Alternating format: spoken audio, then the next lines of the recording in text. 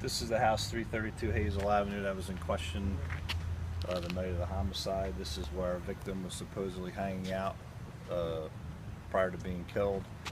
Like I explained earlier, the older gentleman that lives in the house had indicated that he heard a noise coming from the carport area where he had his vehicle parked, and he sent the victim, Leroy, out to inspect to see if what was going on. At that point, Leroy had never come back into the house.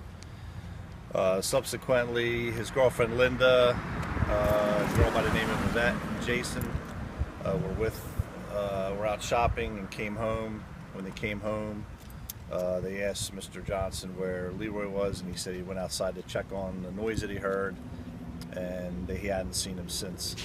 At that point, I guess, when they started looking around for him,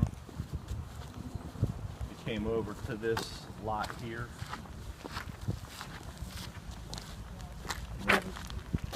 I don't even know if it's probably not the same car, but there was a vehicle, I believe, that was parked right in this area. And they found Mr. Julious, Leroy, laying here on the ground. At that point is when they called 911, and then the police department and the ambulance and stuff showed up. You said you found blood evidence? Yeah, from what it appears of what we thought happened where that car is parked, we found some blood in the driveway. We found some blood in the sidewalk. And then in the gravel lot here, there appeared to be what looked like drag marks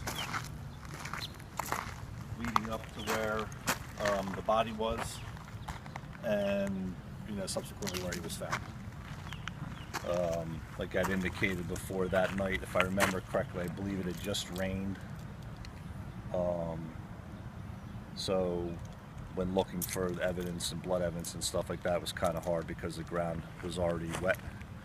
But from what we're gathering, we believe that he was assaulted over in the driveway or near the house, or possibly by the front of the driveway.